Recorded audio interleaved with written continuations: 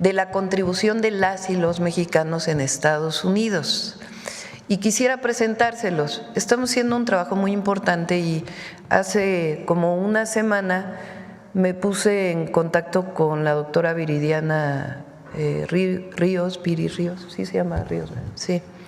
Ella en algunas cosas no estamos de acuerdo, pero en muchas cosas estamos de acuerdo. Yo la considero una economista de primera, analiza también las políticas públicas, y le pregunté a ella si tenía datos.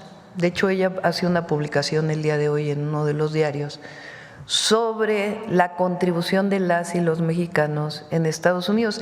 Y vale la pena mencionarlo por este tema de las deportaciones, de que se criminaliza a las y los migrantes.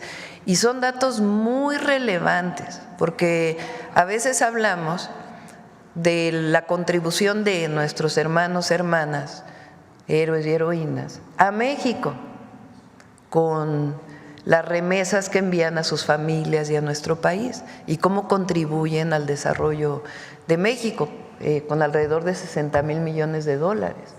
Pero lo estamos trabajando, en su momento haremos también una comunicación, pero miren, a ver, préstame el micrófono para mí.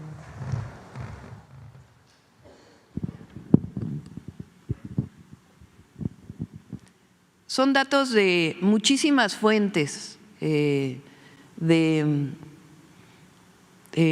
trabajó ella, Viri Ríos, y que me las envió, y que ella va a estar también pues hablando de esto. Entonces es relevante, y además nosotros estamos trabajando otros datos, y es importante porque son publicaciones académicas que tienen el sustento para dar esta información.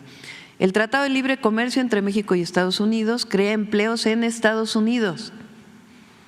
Las empresas de Estados Unidos que invierten en México se vuelven más productivas, lo que les permite que por cada 131 empleos creados en sus filiales mexicanas generen 333 empleos en Estados Unidos. El trabajo inmigrante crea empleos en Estados Unidos porque aumenta los ingresos de las empresas. Por cada 10 inmigrantes que existen en la fuerza laboral de Estados Unidos, se crean entre 1 y 2 empleos para nativos de Estados Unidos. La inversión de mexicanos en Estados Unidos crea 123,000 empleos en Estados Unidos. Adelante. Adelante. Fíjense, las y los mexicanos que trabajan allá, sea que tengan documentos o no, el 20% o poco menos del 20% lo envían en remesas, pero el 80% de sus ingresos lo invierten en Estados Unidos. 80% de los salarios que las y los trabajadores mexicanos ganan en Estados Unidos se consumen en Estados Unidos. Si las y los trabajadores mexicanos dejaran de consumir en Estados Unidos, la economía se contraería en 1% del PIB en Estados Unidos. Eliminar el consumo de las y los trabajadores mexicanos sería equivalente a destruir el valor generado por la totalidad de la agricultura, la pesca y la silvicultura en Estados Unidos. ¿La que sigue? Aquí está. Adelante. El 52% de los salarios de migrantes mexicanos pagan seguridad social en Estados Unidos. Si la migración legal se redujera en 50% a lo largo de 10 años, la deuda del Seguro Social aumentaría en 13% en Estados Unidos. Estos son datos de publicaciones académicas. Si la migración aumentara en 200,000 inmigrantes al año, la solvencia del Seguro Social se extendería por 2 años, aumentando sus reservas en 284,000 millones a lo largo de 10 años. Los migrantes indocumentados contribuyen con 13,000 millones de dólares al año al Seguro Social. Como no tienen documentos, pues muchas veces no reclaman los beneficios de la seguridad social. Entonces el 92% de ese dinero termina beneficiando a las y los estadounidenses. La terminación del DACA, aprobada por Trump, reducirá las contribuciones a la seguridad social en 19.9 mil millones de dólares a lo largo de 10 años. Son algunos de los datos, los vamos a poner en las redes.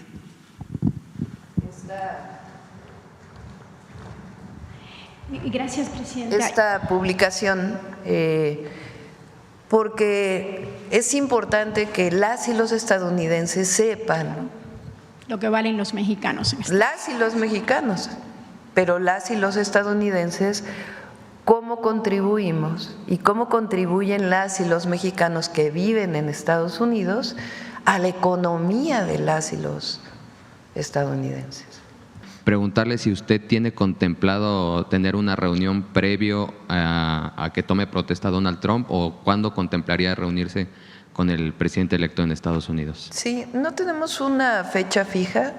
Cuando hablé con él por teléfono fue una muy buena llamada, él mismo con la manera de comunicar, pero él mismo planteó que fue una buena llamada. Y ahí planteamos que nos podríamos ver pronto, pero no hemos fijado una fecha. Vamos a esperar para poderlo hacer, pero estoy segura que vamos a mantener muy buena relación.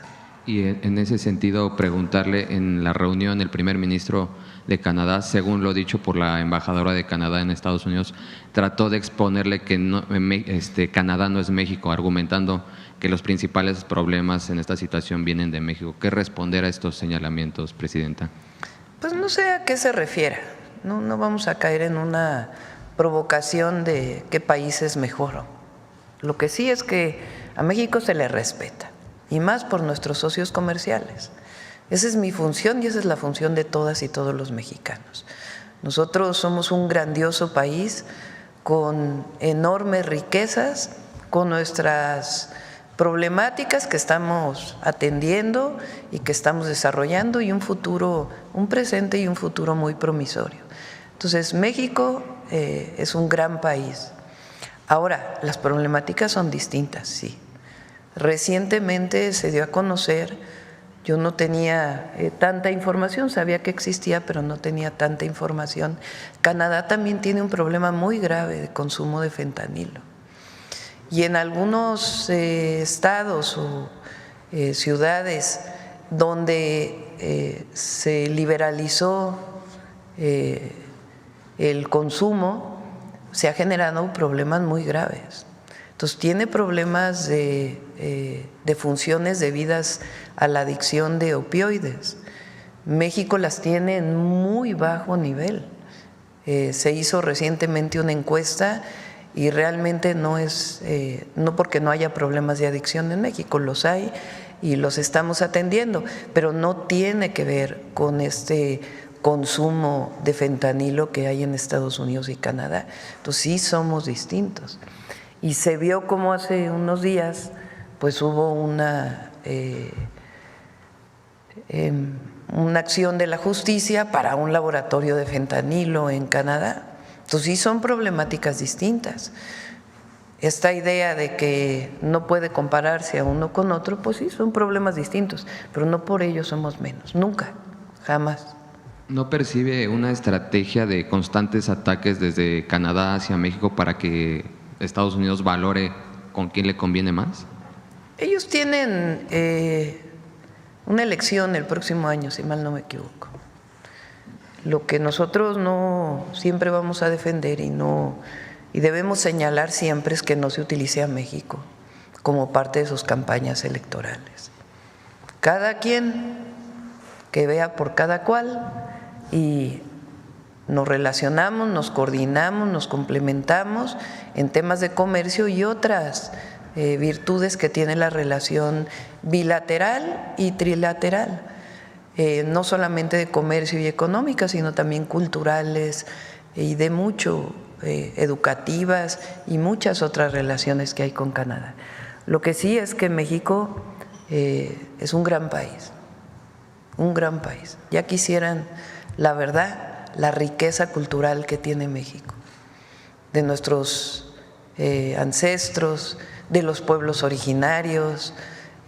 México tiene más de 3,000 años de historia y civilizaciones precolombinas, prehispánicas, grandiosas. Entonces, no por ello, México nunca va a ser menos, al contrario, somos iguales, somos distintos, sí. Ahora, el tema del fentanilo, pues por supuesto que hay que colaborar para la atención a la inseguridad y el tráfico de drogas, pero también hay que atender cada uno de nosotros el tema del consumo. Finalmente, Presidenta, me gustaría hablarle del tema que se abordó de Donald Trump, que es el tema que todos los días ocupa últimamente la mañanera.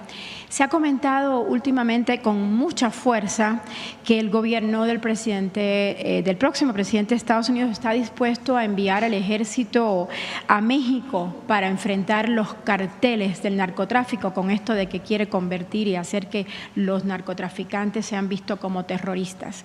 Mi pregunta es saber hasta dónde está dispuesta la presidenta Claudia Sheinbaum y su gobierno a negociar este tipo de temas, como de que se permita que el ejército de Estados Unidos intervenga en México. En la llamada que tuve con el presidente, primero no, en la llamada que tuve con el presidente Trump, hablamos del tema de seguridad. Él me preguntó ¿en qué le podemos ayudar? Por supuesto que en su momento hablaremos del tema de las armas que entran desde Estados Unidos a México, a nuestro país, que es un tema que hemos estado planteando ya desde hace tiempo y que en su momento planteó el presidente López Obrador en estos diálogos de alto nivel. Pero yo le expliqué que tenemos un gabinete de seguridad muy competente, coordinado por Omar García Harfuch, incluso le hablé de su historia, de Omar, del atentado que él recibió y cómo tiene una historia de mucho profesionalismo en la Secretaría de Seguridad Ciudadana en la ciudad y ahora a nivel federal, del general secretario, del almirante secretario, de la coordinación que estamos haciendo. Y le planteé que con respeto a nuestras soberanías era muy importante que compartiéramos información, que hubiera las labores de inteligencia y investigación respetando nuestras soberanías y que en eso podíamos colaborar de manera muy importante y en otros temas. Y estuvo de acuerdo. Él planteó que le parecía muy bien y que en su momento ya platicaríamos. Pero por supuesto que no estamos de acuerdo en una invasión, una presencia de este tipo. Incluso con el presidente López Obrador hubo mucho más control de la presencia de las agencias estadounidenses en nuestro país, lo cual se va a mantener. Pero es importante que nuestro gabinete de seguridad tome en el momento oportuno coordinación con el asesor de seguridad del presidente Trump para poder hablar de estos temas, que es importante que siempre haya coordinación.